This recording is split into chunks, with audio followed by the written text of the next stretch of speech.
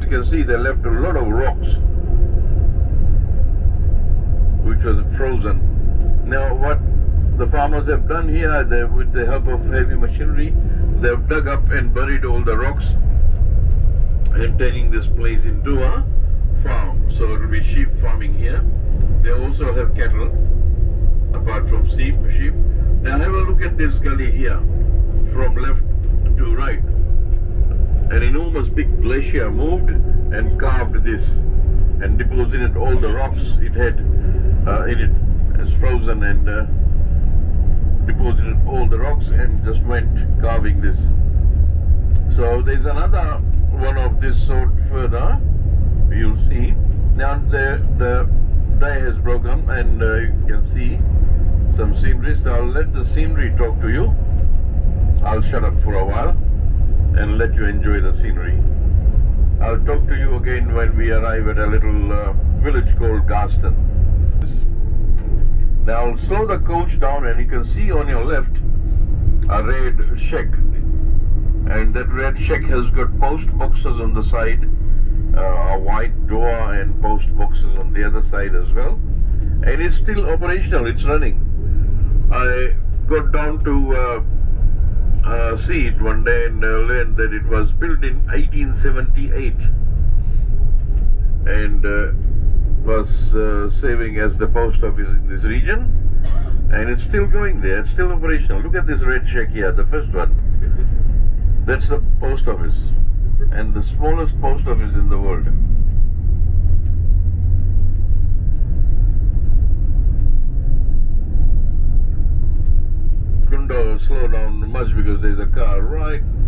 behind us on the grass.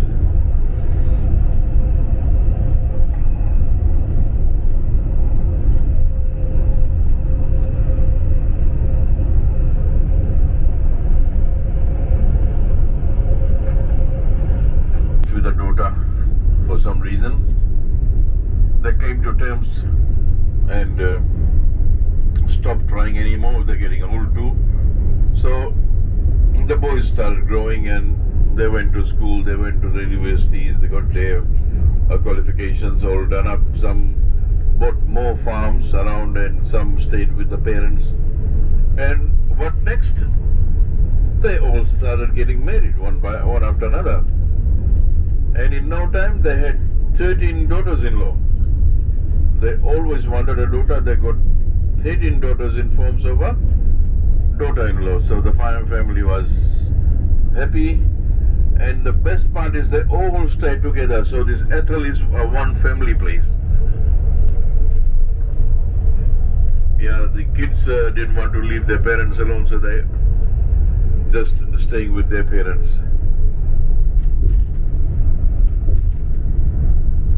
It is now attracting more people who are buying properties near here to come and settle at Ethel.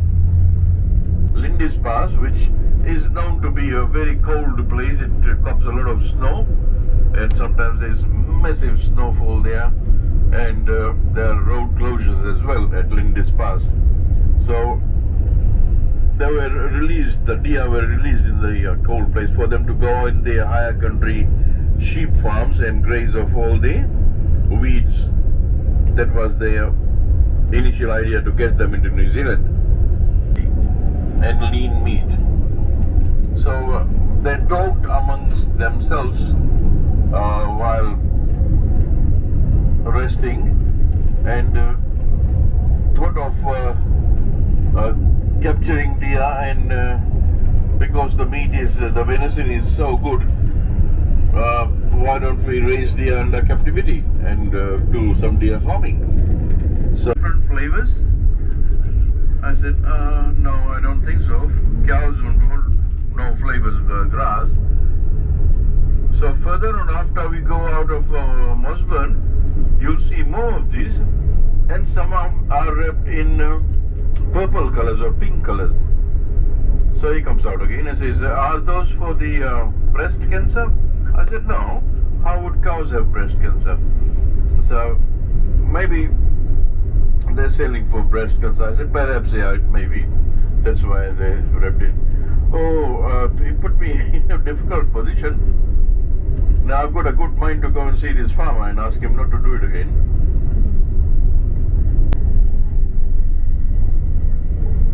Anyway, guys, we'll do another right turn here.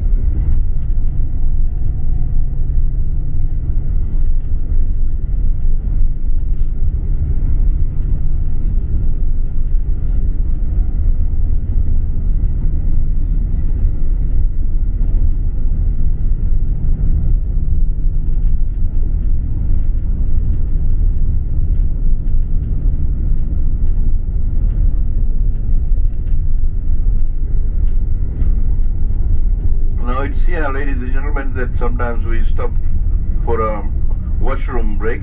Anybody wants to go to washrooms? Yeah. No? Yes. Yes? Oh, okay. Alright.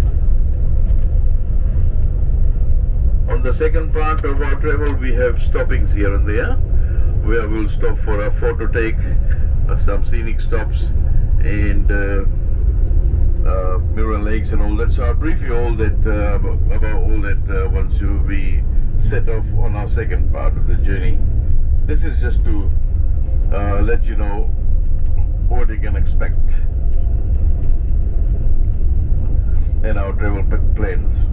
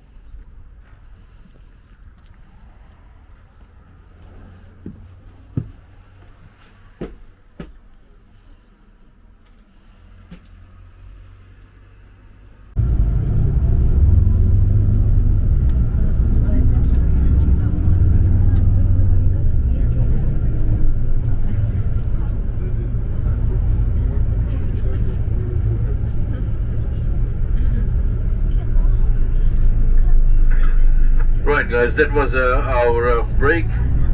We're a tiny bit behind time now, but still I will just swing around and show you Tiano. We could have skipped it, but so we'll just show you that. Bit foggy on the windows.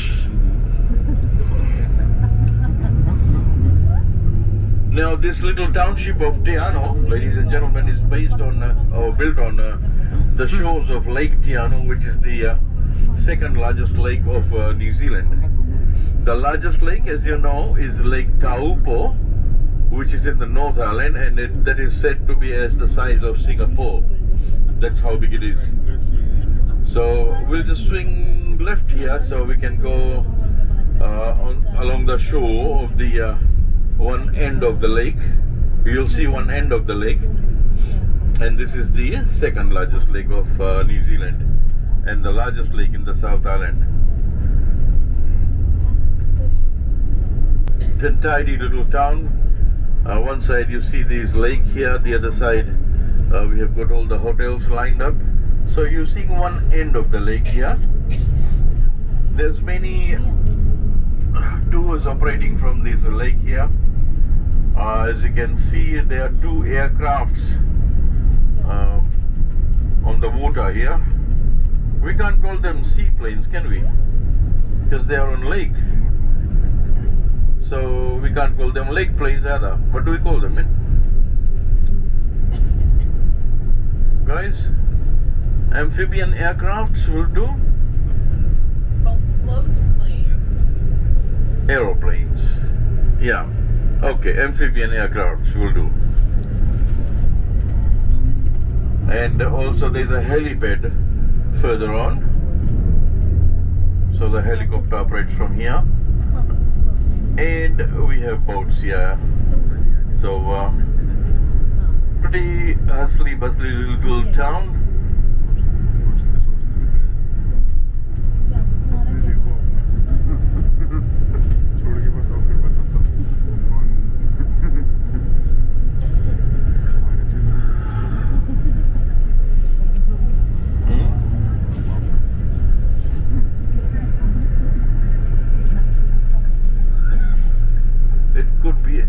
About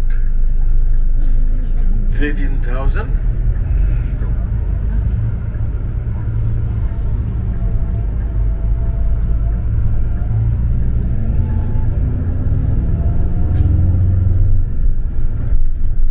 So this is the main street of this township.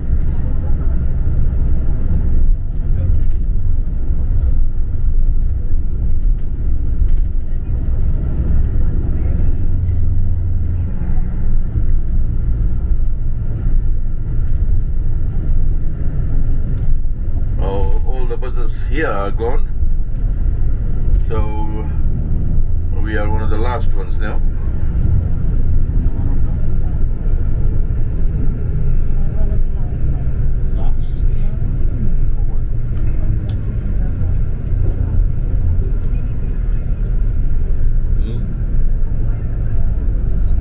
All going to Milford.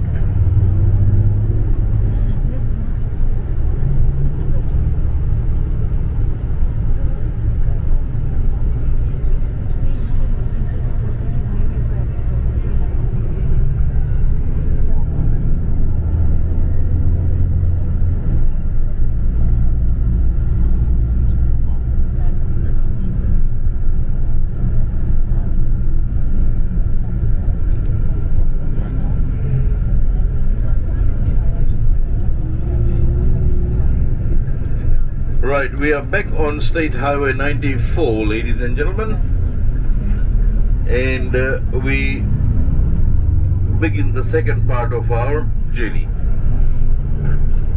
Now, on this second part, we'll let this baby go.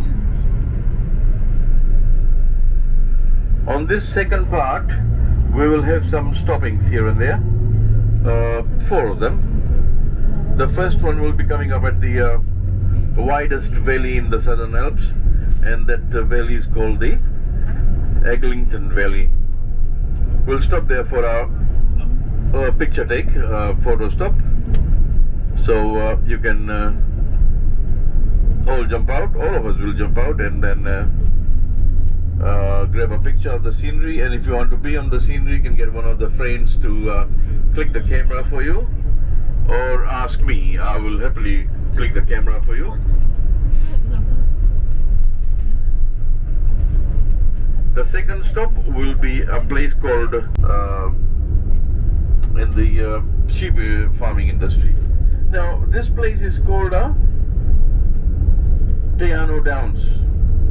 Pre-pandemic, there were a lot of tours operating from here into various parts of the lake. But they are not anymore. The only thing that's operational is the Milford Sound trek. Now you must have seen a ship, a little boat. Not little boat, a big one, yeah. Now that is for the people who have registered themselves for this trek to Milford Sound. So there's 4 days and 3 nights of walk. So if you register yourselves with that, they'll pick you here on the boat and take you to Mount Murchison, and from Mount Murchison there's that walk.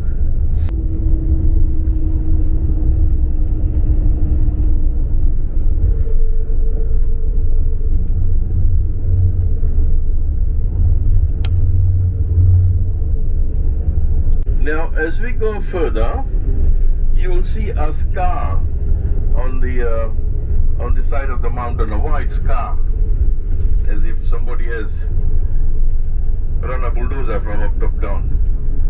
Do you see that? Now this is the tree avalanche. Now this happens when trees grow on solid rocks. This kind of trees, they grow on solid rocks. Do you believe that? Now it's really unbelieving, I know. But today I'll show you how trees grow on solid rocks, and that too with evidence. And you will learn something new, and you'll be quite pleased to know that it's very... Please do not go across the road for any reason, simply because of safety. The vehicles travel here at a very high speed, so just stay safe.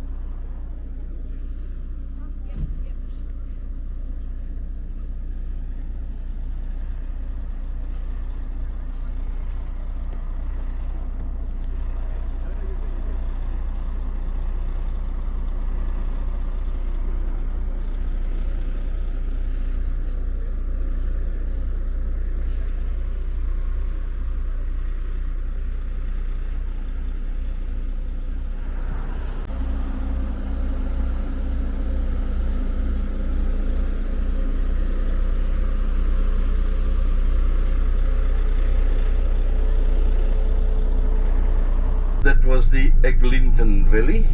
This is the widest valley in the Southern Alps. And as you can see, we are traveling along the Southern Alps, and we shall be doing this for a while. As the weather is warming up, I think it will be clearing down. Can't see even one cloud now, so it's good.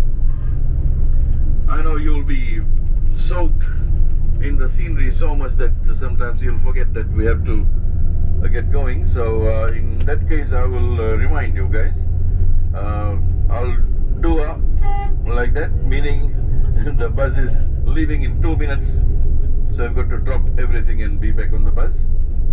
Then there'll be a second one like that, meaning the door is closing in 1 minute.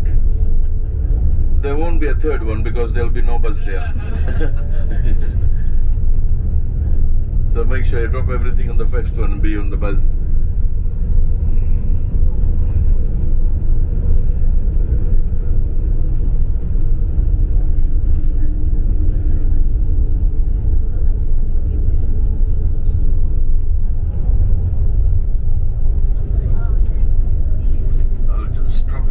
Tiny bit because it's coming straight in my eye. I'll raise this once we are out of there.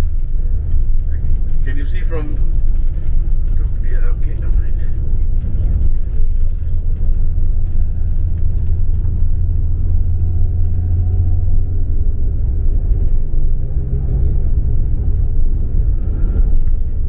Right, our next stop is at Mirror Lakes, and I'm sure today it'll be just like a still mirror.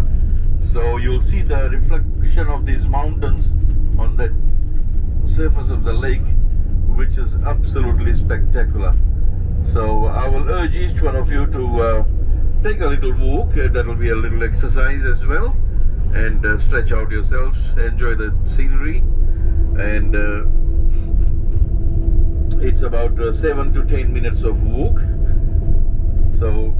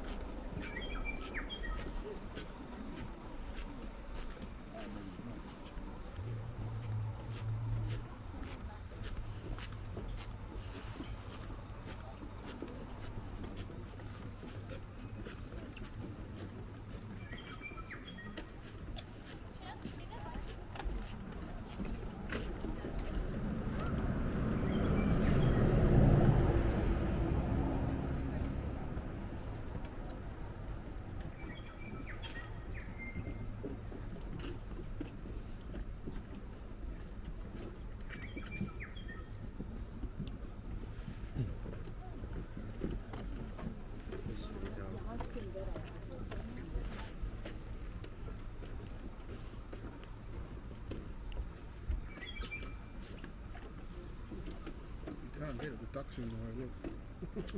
Through in the water. Can't get the further. Yeah, no, the ducks are ruining the water. Oh, which one's what?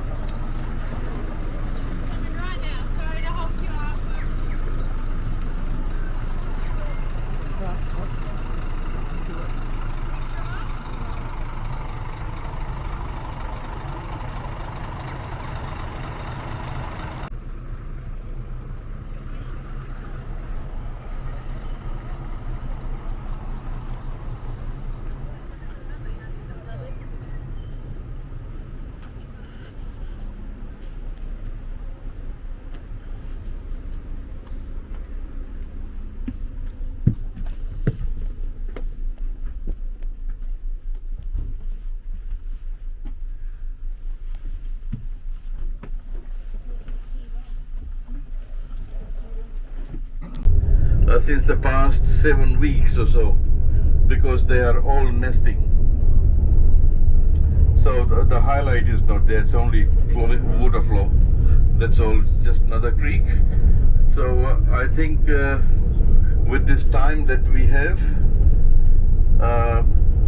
we might just decide to give it a miss.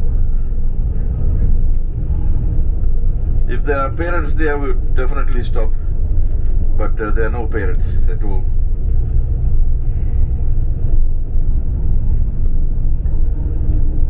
So there is also like, look at this, road construction, not really road construction.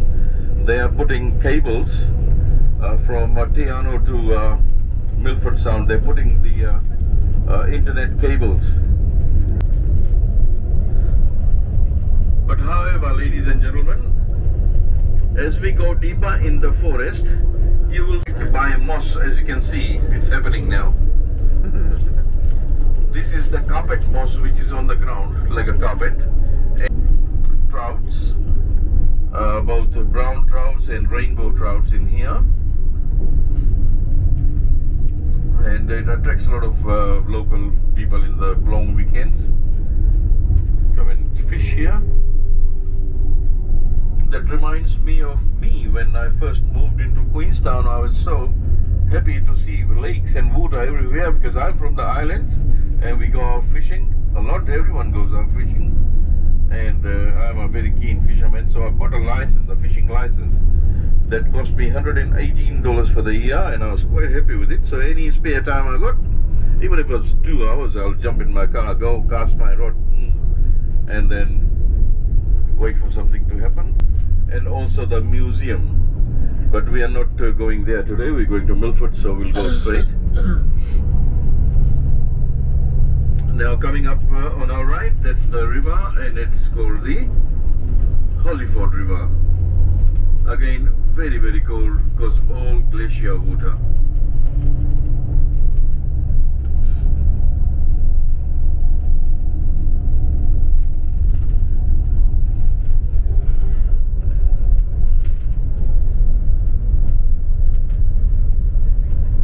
See, this is what I mean when I say a tree is growing on a rock. The roots have cracked the rocks.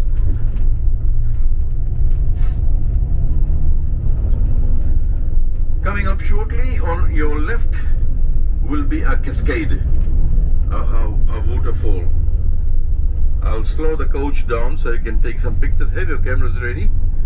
You might like to shoot a picture. If somebody wants to come and stand on the steps here next to me and click a picture through the door glass, you can do that when we are there. I promise I will not open the door.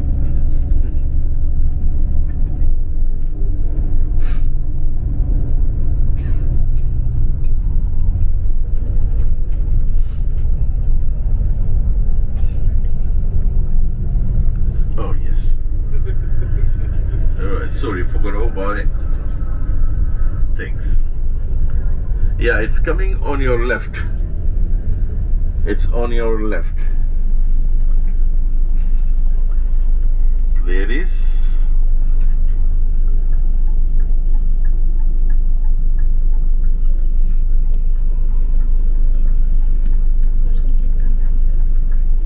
I got it.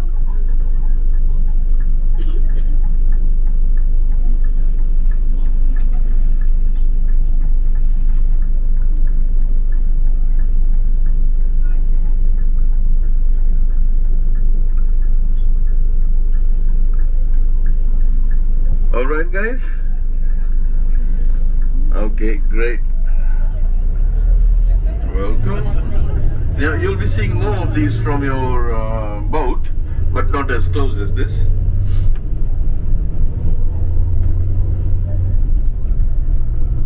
Now from here on, ladies and gentlemen, you will see many evidences of avalanches that have occurred over the years. You'll see snow avalanches, no snow though, but you'll see a lot of rocks have come down with the snow, and also you'll see tree avalanches. We have already seen one that big, a long scar, and he sun, rain, wind. So look at this rock here on your right. Rusty color substance forms on the rock, which is called lichen. Now that lichen is velvety in feeling, and it is rusty in color. So that forms as a protective layer to the rock, and it turns into a thick sponge that you have just seen. Alright? Now you want to see that rusty color substance? Have a look at the rocks up top here on your left. That's lichen. That's the first stage.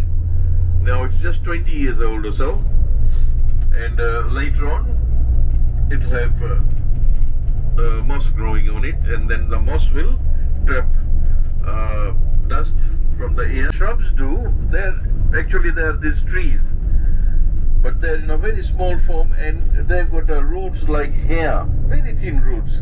So the roots penetrate through to the rock, and they can sense and find tiny cracks which we can't see, guys. Right? There's no space here either. This is just a creek, no parrots there. Look at that creek.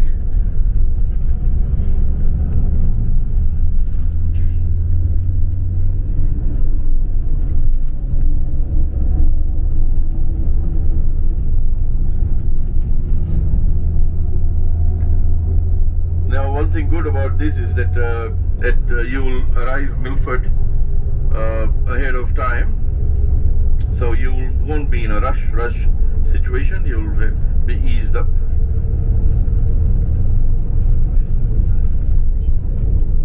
Snow line, that one. Yeah, we still have glaciers from last year. They haven't melted away. This fresh snow has come in. So after a few million years.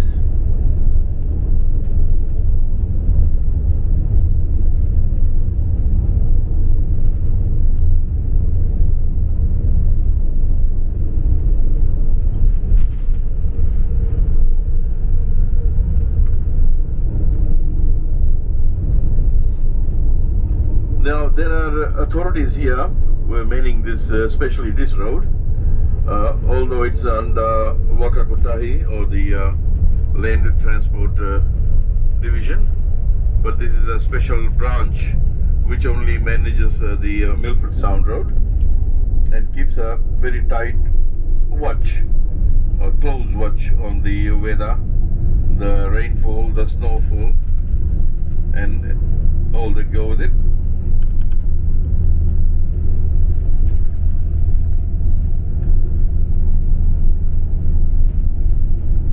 They are in two parts, two depots. One depot is situated near where we had the washroom break. Behind that there's a set of buildings. So that's for the Department of Conservation. And then there's another one further on your right, I'll show you. They are equipped with sophisticated equipment measuring all the weather and everything, and sometimes there is massive coming down, so it goes down, and that's the start of that river, Hollyford River, that we saw. That's all molten snow. It's joined by other tributaries along the Monkey Creek and everything, so they form the river.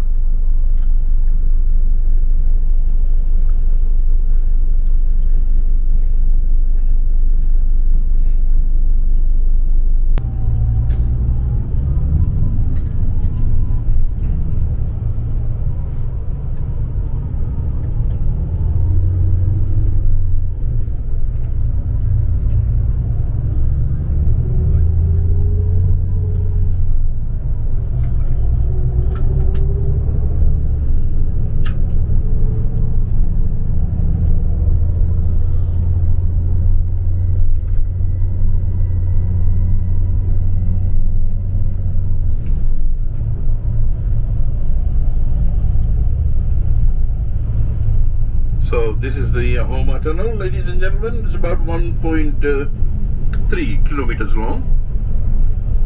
The construction of this tunnel began in 1935. It faced a lot of stoppages during its construction. The first one was the harsh winters at that time, which brought in a lot of snow, and it was bitterly cold, so work had to be stopped in the winter months.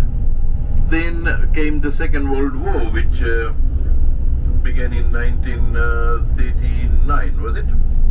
And lasted until 1945, so there was quite a bit of stoppages then. But work resumed, and they worked so hard that by 1951 they had achieved the hole through.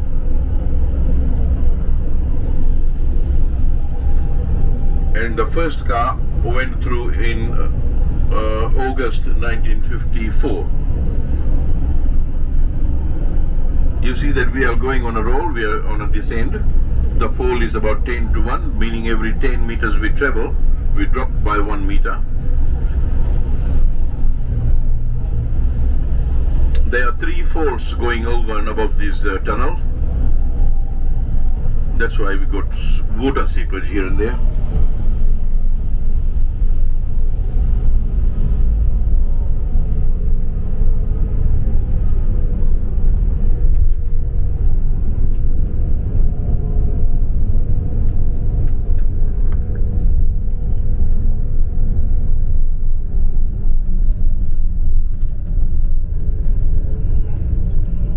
Oh, there's a parrot there on the top of that car. You see it? Yeah, they've come out of nest now. This is the first day after 7 weeks that I've seen one.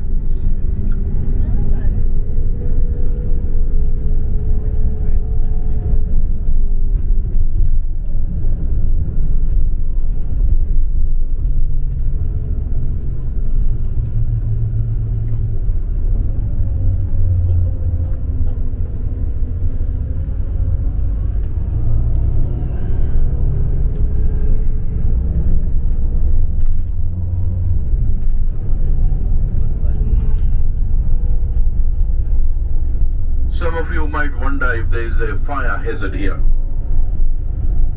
So let me tell you, there is never a fire hazard here because of the amount of rain this place gets. And there is moss on the ground, and that moss is fully saturated with moisture and water. So even if you deliberately light fire here, it will just go off by itself. The moss will kill it. Besides, out of 365 days of the year, it rains, definitely rains 250 days. So any day like this is a blessed day.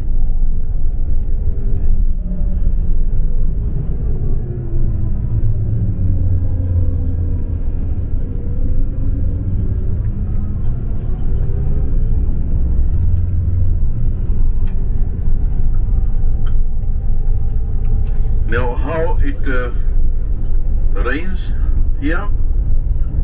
First of all, rainfall here is not measured in millimeters or centimeters here. Instead, rain is measured in meters. So, in average or on average, annually this place receives about 6 to 9 meters of rain. And that makes this place one of the wettest places on the planet. How this happens? Well, when northerlies are traveling over the Indian Ocean and come through to the Tasman Sea, they're picking all the moisture from the Tasman Sea and the Indian Ocean. So they are fully saturated with moisture, and the rule of nature is such that as the sea starts get shallower, that means the land is coming up gradually, so the air feels it and it rises. It rises out in time. Those buzzers will have space. Otherwise, if we are delayed, that means somebody will be getting angry, and I don't want that happening. So please visit the washrooms on the boat off the boat straight onto your bus, and we will leave within 10 minutes. Okay, now guys, oh, that's a Weka. Right, it's gone. Right, now this is the airport. On your left you can see some planes. Yes, oh, there's a lot of planes coming. Right, if you want to fly, you'll just have to let me know. Now, although the places will be almost full, but if there's any spaces, I'll put you on the plane. Helicopters are a tiny bit expensive. I will not suggest you to fly by helicopters. So, welcome to Pio Tahi, Milford Sound. That's the terminal on your left. Your boat will be, I think, the fourth one from the other side.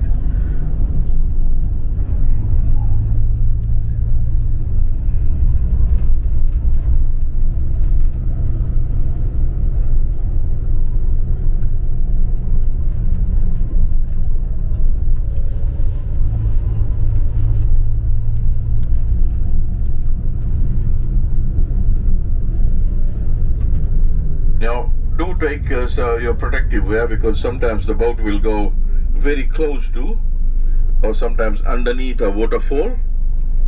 So let me tell you, waterfalls are always wet.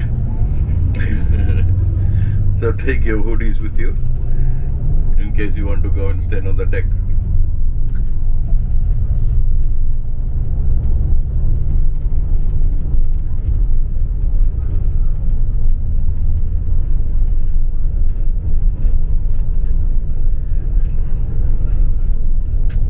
Check once again and ensure that you have both the passes with you before you disembark.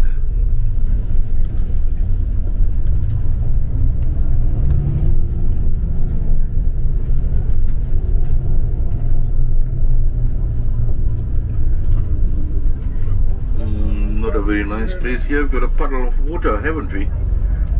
Now, don't walk like people like this. Walk only where you have shed over your head. There's the footpath. I think the driver who brought them didn't tell them what to do. You're not supposed to, because it's all safety. Now you'll just come through here, in there, and out on the other side. Well, that's where your boat is. We'll see if we have any parkings here.